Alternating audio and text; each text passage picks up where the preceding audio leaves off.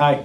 We're talking about electricity. In the unit of power, this is the second technology we're going to cover. Steam is the first one, electricity is second.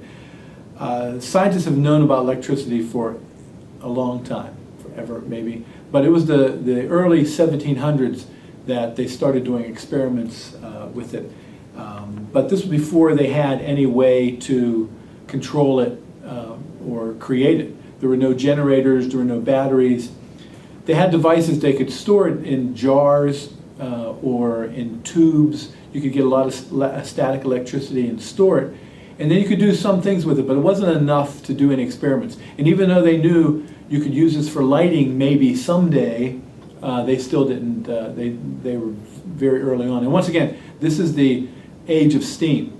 And steam was the new technology, and they were building steam engines and trying to make steam engines smaller so you could use them in ways.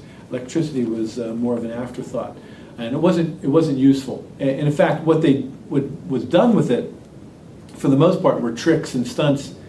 Around this time, in the Age of Enlightenment, people would travel around giving lectures to regular folk, and you would go to a lecture hall, and someone would give a lecture and demonstration about some new scientific breakthrough, and this is educating the masses. And so one common demonstration they did was called the electric boy. So somebody talking about electricity, they would have a young man or a small young boy dangling from the ceiling by silk ropes, and they would magnetize him by taking electricity stored in a tube and attaching it, touching him, and so that he would become electrified, and then you could stick objects to it. You could stick, you've done the thing where you put a balloon on and you put it against the wall and it sticks.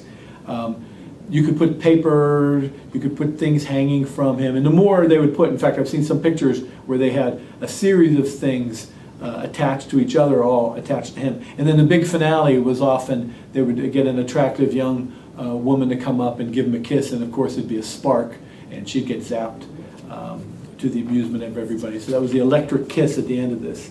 But once again, not a lot of useful things they could do with it yet because they could not store it and generate it. Ben Franklin now, we'll talk about him. He is synonymous with electricity, and he expected a couple things, and he knew a couple things. First of all, lightning and static electricity, people thought were maybe two different things. They didn't know if they were the same or not. They didn't think they were. In fact, there was another type of electricity they thought, there were three of them.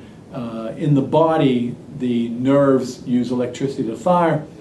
They thought that was similar but not the same. We called it animal magnetism. So it's static electricity, lightning, and animal magnetism, and nobody knows if these are the same or different. And how do you do an experiment with these when you can't generate it? It's not easy to get a lightning strike when you want to do an experiment on it.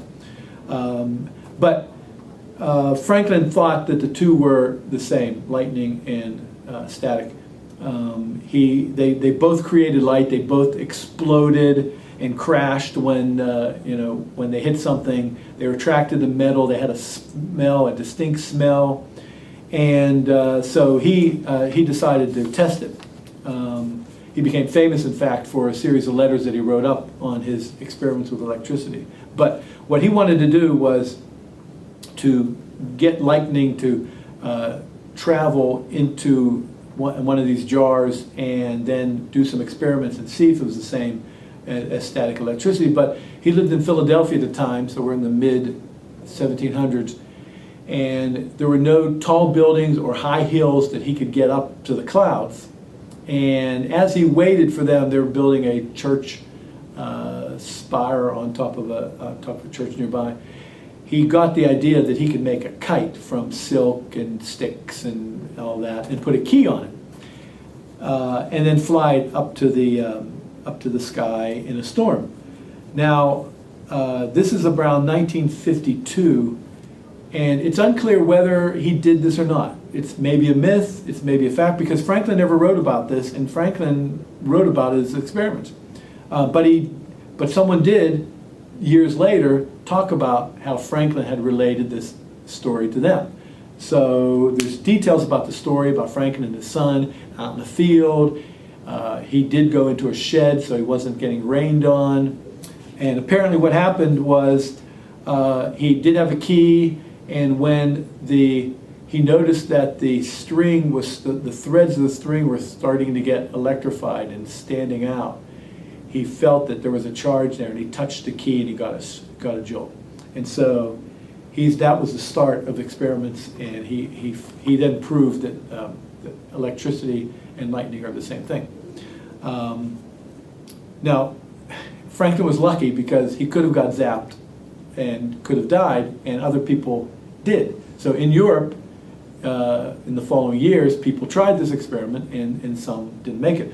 George Reichman, here's a guy, a year later, he has the same thing kind of wired up. He's got the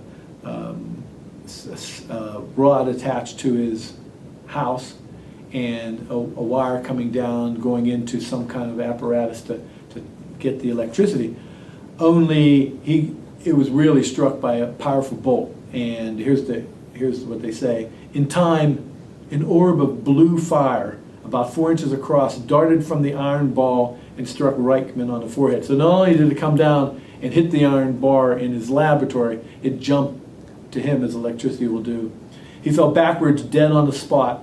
A cannon-like explosion threw his colleague to the floor also. It also blew the door off its hinges. And they say Reichman's body was later found in the wreckage.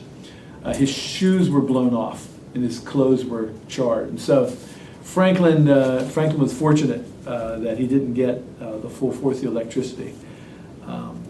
The last thing is Franklin was a practical guy. He didn't work on things if there wasn't a purpose for it.